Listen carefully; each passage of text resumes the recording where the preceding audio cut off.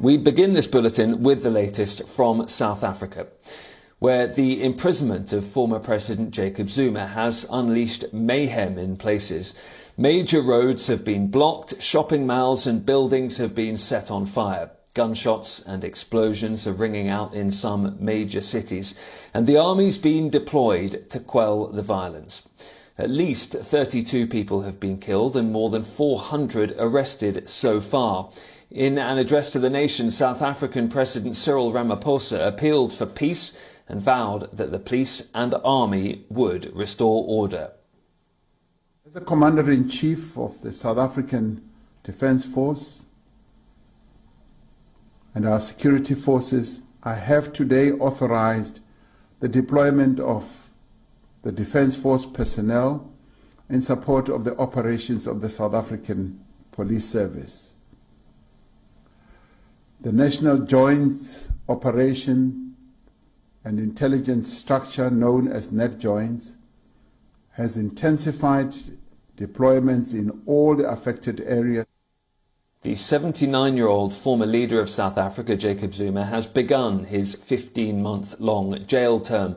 Zuma led the country for 9 scandal-marred years, during which over $35 billion are estimated to have disappeared from state coffers. Police said disturbances had intensified as Zuma challenged his 15-month prison term in the country's top court. The judgment in the case has been reserved. The violence, which started from Zuma's home province, has spread across several major cities.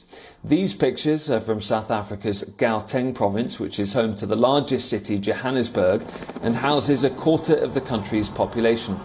Protesters here have vandalised shops and businesses. They've burned tyres and set some trucks and cars on fire.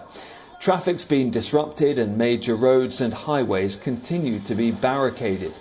South African police have been seen firing rubber bullets to disperse looters. At the Jabulani Mall in Soweto, looters walked past television cameras carrying armfuls of stolen goods. Eyewitness videos on social media show people looting from a freezer storage facility. A mall in the city of Durban has been looted and vandalised.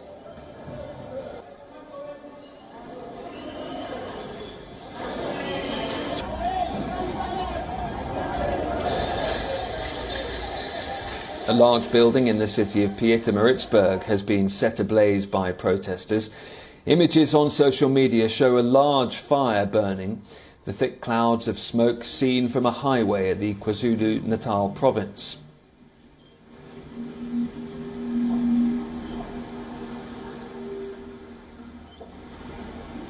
At a mall in Johannesburg, hundreds of people were seen carrying goods away from shops, while outnumbered police watched on.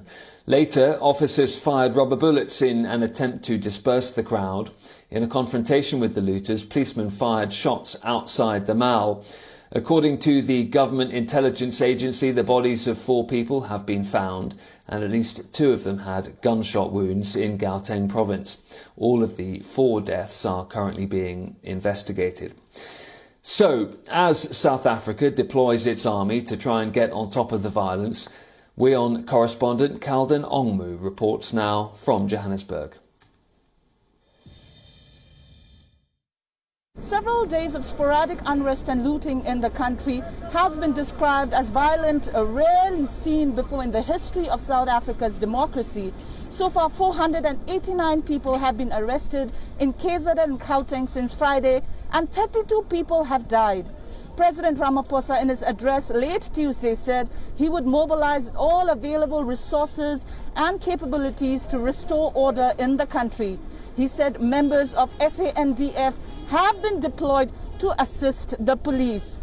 He also added that this violence may have originated from political or ethnic lines, but what the country is now witnessing are the opportunistic acts of criminality. The president has also sent out a stern warning saying if this violent riot continues, the country will soon be facing huge risk of food insecurity and will run out of medicines.